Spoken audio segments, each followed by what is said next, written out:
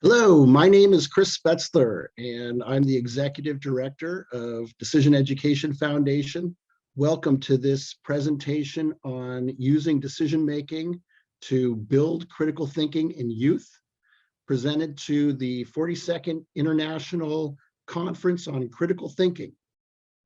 And I just want to express my gratitude for your attention, but I have some wonderful things to present. I'm truly passionate about bringing this material around decision-making to youth because I've seen it in action and it makes a difference in their lives. And that's something that teachers have repeated back to me in so many ways. And we're making a lot of progress in making this something that is accessible to a wide variety of individuals, whether that is young people in gifted settings or alternative settings or regular comprehensive high schools. We focus primarily in the high school space. And in getting started, I would just like to take a time and watch a short video that's going to put us all on the same page so that we can continue our conversation today. We all want our students and children to be successful now and in the future. And while no one knows what that uncertain future will bring, the decisions they make will certainly shape the lives they will lead. Shouldn't we be teaching them how to make better decisions? We worry, we hope, we tell them what to do. But empowering them with decision skills is a better way. Imagine a world where everyone makes better decisions. Start closer to home, like your school. Imagine just a few individuals making fewer bad decisions. Think of your own life. Are there decisions you would like another shot at? Moments you wish you had stopped and thought before you decided? These are topics decision education brings forward, giving students solid tools to think decisions through rather than relying on instinct and learning from trial and error. There are proven principles that can help us overcome documented decision traps. Decision Education Foundation has shown it can be done, and that it makes a difference for students, including formal evidence of increased academic learning and decision-making competence, a measure associated with better life outcomes. But perhaps most powerfully, teachers share stories of students who made transformational changes. Parents tell of children who came home and used decision skills to resolve conflict and demonstrate they were thinking clearly. Students themselves explain how decision skills improved their lives in meaningful ways. Learning to teach decision skills also benefits the educators who receive the training. Administrators have seen teacher teams achieve better outcomes in less time because they shared a language of decision making. Teachers and counselors tell stories of taking decision skills home and using them to help friends. Everyone wants to make the most of their decision opportunities for their personal decisions and decisions they share with others. Students care, they worry, they want to do the right thing. After learning decision skills, students report increased confidence and lower anxiety. They value the learning as relevant to their lives. Decision education integrates critical thinking, social-emotional learning, and creativity. Essential 21st century skills educators are already working to address. Facing the constant flow of new challenges and initiatives, decision skills are the keystone that holds it all together. In an age where young people go online to access the latest data, decision skills place that information in context, help them generate creative alternatives, and show them how to clarify what they truly want, recognizing their personal values in relation to others seeking to influence them. Making better decisions is a life skill worth investing in, with a quick payoff that continues to grow. DEF is a nonprofit that evolved out of work at Stanford in decision analysis. We embrace the behavioral insights of Nobel Prize winners who have identified the decision traps where humans come up short. We care about making better decisions because that can lead to better lives for everyone. Learn more at decisioneducation.org. So in that video, we heard, first of all, about how DEF teaches how to make better decisions. And that's very different from teaching what decisions to make. We are empowering youth to own their own decision power.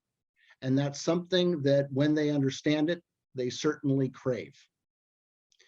You also heard about uncertainty. And uncertainty is truly at the core of what makes decisions difficult. And there are some programs that are more simple that would like to wish away uncertainty. And ultimately, we feel that we need to take on uncertainty and we need to apply the language of probability to help us to think constructively about the future. And that is something that we have found young people are able to take on and make progress on. And so we don't back away from that level of quantitative analysis. And we'll talk a little bit more about that.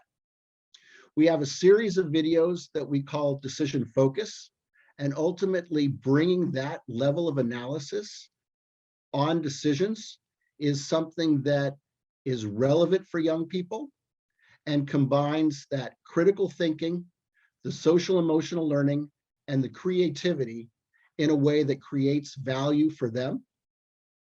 But it all starts with stopping and thinking before you decide. And we can all look back on our lives and see that there were times when we fell into the decision trap of living life on autopilot. And afterwards we thought, you know, I actually was making some pretty important and profound decisions, but I was acting like I didn't have a lot of decision power. And if we can recognize when we're facing a decision, whether it's a small one or a big one, or maybe it's somewhere in between, if we have the tools to help us to stop and reason clearly and think before we decide, we can create a tremendous amount of value. And often one of the biggest decision traps is to make a decision without having considered our alternatives, because we can leave a lot of value on the table if we just take the time to assess our situation more completely. So you did hear about the decision analysis side, which is coming from engineering, as well as the decision trap side, which is coming from the behavioral and psychology. And DEF ultimately is coming from the engineering and critical thinking side, but also acknowledging that psychology and being prescriptive, because we are human after all. We aren't computers.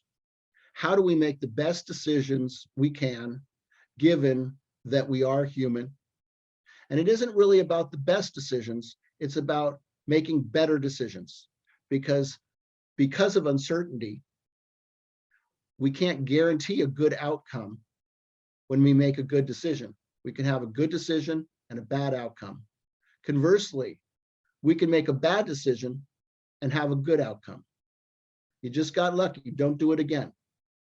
If it was a good decision and a bad outcome, it's a question of resilience. You should make the same choice if you faced it again. And yet, that's something that our brains have a hard time from, and we need to be able to help people to recognize and think straight about those different decision traps. Ultimately, we have developed formal evidence of the success of our programs, but it comes down to the transformational stories of the young people and the teachers and the parents that see the difference that this makes in their kids' lives. So I'm going to tell you a little bit about that, but there's a lot more behind what it is that DEF could present beyond just these 30 minutes that we have together. Now, I wanted to make sure, starting with a conference on critical thinking, I thought that you would all want to see the formal evidence first. And DEF has run a randomized controlled study that was done with sophomores in Oregon in US history, where they had a pre-test and a post-test. And we showed that there was improved academic learning. And that was done on the NAEP, the National Assessment of Educational Progress, sometimes called the nation's report card. And we saw an increase of about a half grade. So from a B+ to an A-, or from a C+ to a B-. Not only was it statistically significant, It was also something that a student or a teacher would consider to be significant in their lives. Imagine if you went from a B+ to an A-. That's a good bump. Think you'd be happy. On top of that, there was also the best scale that we have currently, as far as I understand, which is the decision-making competency tool that comes out of Carnegie Mellon. And on that tool, which is also correlated with better outcomes in life, we saw a statistically clear increase in students' decision-making competence. So as well as we could do it at that time in that school with 2 teachers doing decision courses for 6 classes, and there were 6 total teachers, and all of the sophomores, something like 240 kids, 120 of them participating in this program, it made a difference in their lives. We also have a program that we call Strong Start, which is a bridge program where we work with incoming 9th graders for a week prior to their starting 9th grade. And one of the things we do there is we train rising seniors to work with those 9th graders to help us pull off a 5-day camp. We do a lot of team building activities. We do a lot of just basic, this is what high school looks like, and a scavenger hunt around the high school and relationship building. But it's all built around decision-making at its core, and the kids have fun, and they also learn something that's productive. And we've had the opportunity to do some statistical analysis there, and we've seen that there was an increase in GPA in a similar amount of about like B+ to an A-. And maybe even more importantly, there was an increase in average units learned of almost 1 complete class. So about, in that case, 0.5 units. And those are the kinds of academic endpoints that are extremely important. We do a lot of our work up in the Eugene, Oregon area. And for Oregon schools, freshman year on track is made up of things like GPA and units earned. And these are what show that a student is on track to succeed and graduate from high school. So insofar as we can do that kind of a study, we've done as much as we can prove at this time. We're always thinking about that, but we've made some good progress. What's more important to the teachers and to the administrators is not necessarily the statistics. Rather, they're very interested in the life stories of the students. And if you take a look at our website, you would find this video about Antoine and his decision story. Now, many of the things that I'm showing you are available on our website. And in this case, Antoine's decision story is something that we use in our curriculum, like Strong Start, as an opportunity to investigate a real decision that a young person faced, where our decision tools help to gain clarity, and in this case, made a tremendous improvement in Antoine's life. So when Antoine was, I believe, about 10 years old, he was at the Rika Center. This is a partner that DEF has done significant work with. And he had the opportunity to be participating in all kinds of programs, but he was especially a star at football. And he was there in part because he was friends with Jerry Rice Jr. This is in the area by the 49ers. You probably know who Jerry Rice is. And so he was great at football. And not just that, but he had an uncle who was also a Patriot. And so he thought, that's what I'm going to do. I'm going to be a football player. And there's no doubt he had a lot of skills. But what he didn't know is that he had a lot of challenges, specifically with his studies and his thinking, that were clear to the adults in his life. Because, for example, it was pretty hard for him to remember the plays. Probably ADHD, maybe something more like things like dysgraphia. In the meantime, people are talking about this as cognitive diversity, and there are even some positive benefits to seeing the world differently if you can gain the skills to use them. But in Antoine's own words, he says, well, I was having fun. I was hanging out with my friends. I was getting into trouble. And what happened at the Ricus Center was that he had the opportunity to participate in one of our programs and learn a little bit about decision making. And in the course of that, some of the adults that were around him helped him to start thinking about alternatives that would be better for him with regard to his education, but ultimately at the trade-off of having to leave behind football. And ultimately, Antoine went to a private school on the East Coast that didn't have a football team. And that decision was something that he was able to process with the help of the adults in his life and the decision tools and skills that DEF had on offer. And the most important thing was that this was his choice. It wasn't something that was forced on him, because it was his life and it was something that he needed to live through. And so it's a pretty inspirational video and story, and is something that we incorporate into our curriculum. You can see it there. Now, also on our website are different topics. For example, this is the stories that were told by Isabel, a student who participated in one of our programs at Stanford Pre-Collegiate Studies. So this is a motivated and gifted student who came back after a summer school program at Stanford and said, well, I learned some stuff about decision making. I should apply this to my own life. And Isabel's problem was the kind of problem that many students that have too many APs face, and that is, I am spread too thin, I'm too stressed out, something's got to give.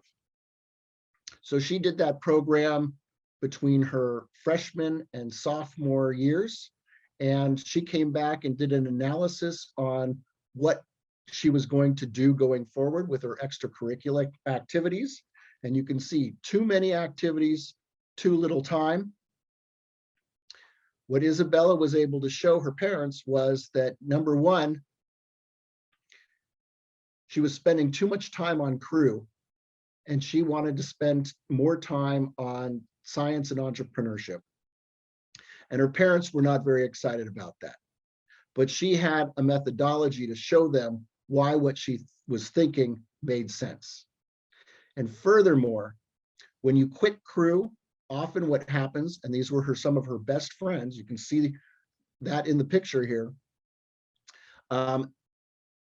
you get ostracized because you quit and no one wants to have anything to do with you. But because she had a cogent analysis she could show them, they understood. And furthermore, she was able to explain it to her coach in a way that helped her to create the alternative of not quitting completely, but still being able to row with them on weekends. So great outcome for Isabella. And I'm still in touch with her today, even though it's many years ago that she was in that course. And this is something that she is using in her day-to-day life. So I still need to tell you a little bit more about what Decision Education Foundation does teach. We teach something that is very much aligned with the elements of thought model that we maybe all know from the foundation on critical thinking. And the decision chain that you see behind me is very much set up in alignment with the different elements that you see in that elements of thought model. So for example, if we take a look at the helpful frame and clear values, helpful frame is precisely the purpose, the perspective, and the scope of any decision. And you can see that the foundation for critical thinking's elements of thought model align with purpose, point of view, which is perspective, and scope. They might call that the question at issue. They also point out the aspect of assumptions. And I think that's very much a part of what we consider to be a helpful frame. Because if we're not aware of our frame, if we're not consciously aware of our purpose, perspective, and scope, then we can make assumptions. And I think that we've all heard that it isn't what you know that's the problem, it's what you know that ain't so. So just being clear on those assumptions and being clear on our frame gets us a lot of the way to a better solution. Now, values are about trade-offs and what it is that we want and don't want. Consequences very much align with that, although we call them outcomes because there's a negative frame that goes with consequences, and it's more neutral to just see them as outcomes. And any outcome is going to be measured as good or bad, depending on what the different values are that you have. And values are very much aligned with your objectives. Although goals and objectives are not necessarily the values by which you would say whether a goal or an objective is what you want more of or less of. So these distinctions are things that we have to be careful with. And that is very powerful when we have some sense of it. And I think that's at the core of what we're trying to teach with critical thinking. And if we can give those powerful distinctions and those tools to young people, then they can do amazing things with them. And in my experience, that's something that not only can be done, but it can be done effectively. And the students have a tremendous thirst for it.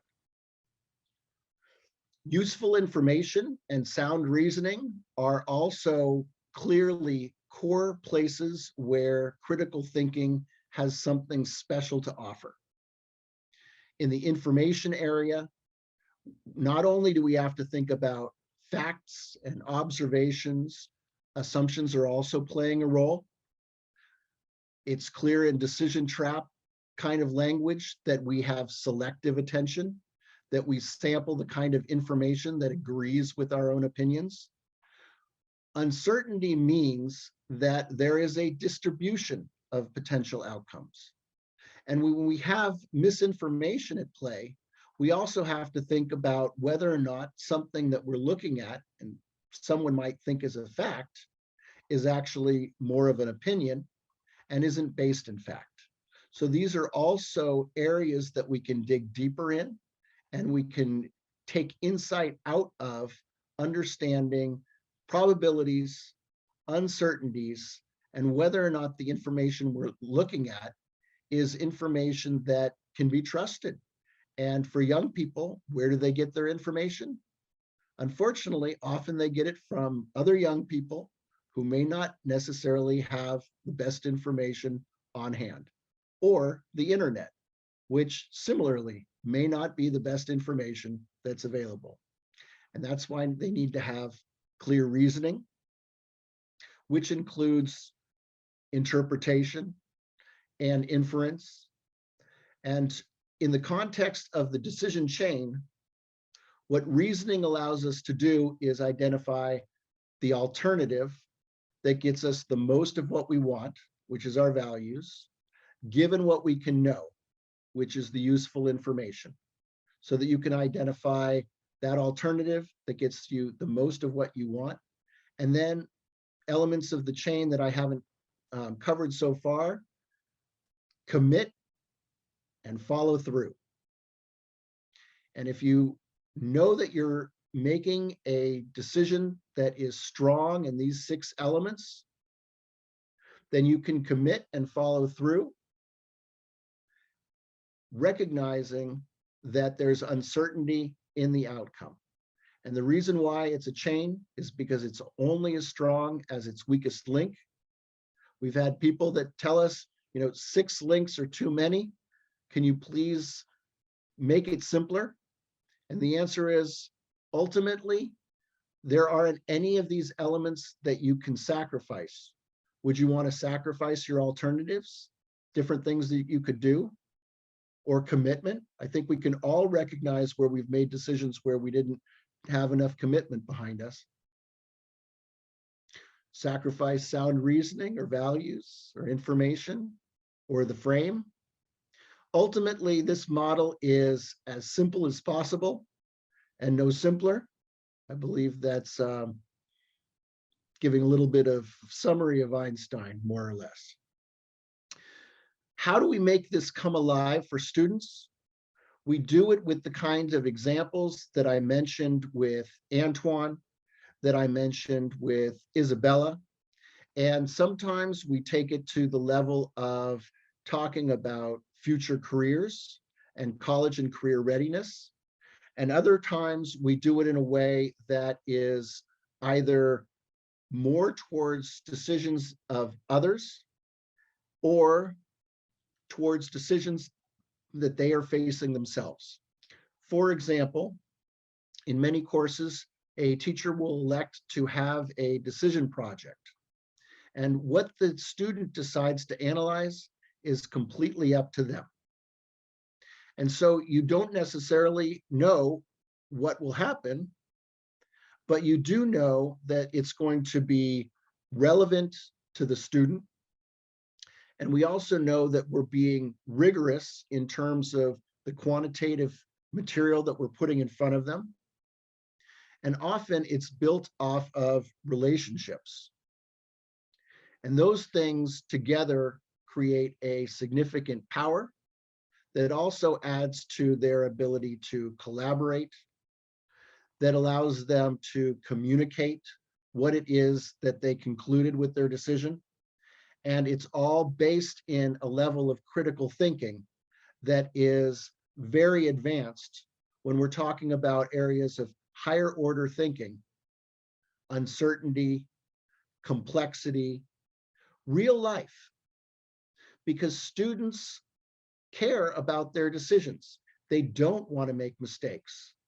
They're just a little overwhelmed, and a little help with that is something that they very much appreciate and take to heart. Now, on our website, one of the things that you can find is a tool that we call Conversations for Clarity. And Conversations for Clarity is something that was originally suggested to DEF by a counselor at an alternative high school. And that counselor said, I'm having these conversations with students that are making some pretty poor decisions. So in alternative high school, they've probably already been kicked out of a regular high school, or something has caused them to be in this setting where they're getting, extra attention, extra flexibility, and still some of them, maybe many of them, are not showing up to class and maybe won't even make it through this alternative high school. And so this counselor said, I would like to have a way of having a conversation around the elements in the chain so that I can help students to own their own decisions to show up for classes. And you can see that there is instructions and a worked example, and also a blank like the one that I'm holding here, that are available for download on our website. And also there is a video that explains how to use the Conversations for Clarity, and it's built off of that worked example. And something that happened even more recently is that a gifted junior in high school applied it after having watched our videos and read the Fundamentals of Making Good Decisions booklet, also on our website. And she applied it to the decision of what major was she going to do in college. And she said for herself, she took about 45 minutes to work through the Conversations for Clarity. And it helped her especially to identify creative alternatives where she could gather more useful information to help her make the decision between whether or not she'd like to go towards engineering or more towards science. And for her, making that decision before she started the application process would make a lot of sense in helping her to target those different colleges. Now, she was working with DEF as an intern, and so she was certainly motivated to do this, but this was the first time that I saw this tool being used very effectively by a student when I thought that this was something that a counselor or a teacher would use to help a student work through their own decision problems. And in the meantime, we found that students who watch the video about the example find that that is something that makes it clear, and then they can use the conversations for clarity for themselves, or even as a resource to work through a conversation. The way that I explain the value of learning this stuff to the kids is you've got a lot of shared decisions with your parents. Wouldn't you like to have a little bit more decision power with them? If you can come to your parents with a situation where you say, I've thought of some creative alternatives that can get us both more of what we want. Would you be willing to have a conversation with it? What parent would put that down? It's a hard place to be in. Now, we also like to tell the parents about what it is that we're helping their children to learn with regard to decision making, because we don't believe that it would be valuable to have conflict in that area. In general, what we find with all of the adults is that it's not a hard sell. Everybody realizes that if we can help anybody make better decisions, that is worth the time and effort. So in summary, I've got a last slide that shows this decision quality fundamentals handout that we have. And if you take a look, many of the topics that we've heard about today are here in this very nice graphic overview. We've got the decision chain. We've got decision trees, which help us to incorporate uncertainty and help us to evaluate what is the alternative that gets us the most of what we want, given what we can know, and bring it down to a specific number we call expected value, or the probability weighted average.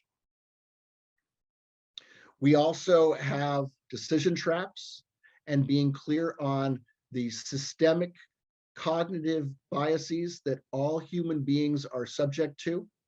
And if we can be clear on those, we can be a little bit of humble in terms of recognizing maybe when we're not decision fit and we're about to do something that's rash or be impulsive, or if it's as complex as something like an investment and sunk cost thinking, which is something that any investor needs to watch out for. Ultimately, this isn't just something for young people.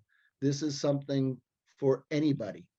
And we've made this accessible to the broad population because it's of such great proven value. You can get a PhD in decision analysis at Stanford. There's a consulting company called Strategic Decisions Group that's been helping Fortune 500 companies make million or billion-dollar decisions under uncertainty in oil and gas and pharmaceutical industries, for example. But the concepts, the core concepts, are valid for personal decisions, and they're powerful. And one of the reasons why I'm so passionate about this is because I know that this superpower has made a difference in my life. And I've also seen it make a difference for teachers in their lives, where they talk about helping friends make life-changing decisions, or in their own families, where they've overcome significant challenges. And this is something that I can say with certainty. Somebody that spends time with it can gain something of value that they can take forward, there's something in here for everyone. Appreciate the time that you've spent with me today. I would love it if you would come and check out our website, where there is a tremendous amount of information. And if you would like a little bit more assistance in looking through the resources we have, or you have specific questions, my name is Chris Spetzler. My email is chris@decisioneducation.org, and you can find my information on that website. We've got partners that would be happy to talk about our work. We're always looking for schools to continue our work, and we would appreciate it if you know anybody that could benefit from our work, that you send them to us, because we're just trying to make this something that is a skill that everybody learns, because it's at the core of being an effective individual in our society, where ultimately there's only more competition and it's going faster, so there's more uncertainty, and we're all making decisions. So if we can all make better decisions, we're all going to have a better life together. Thank you for your attention.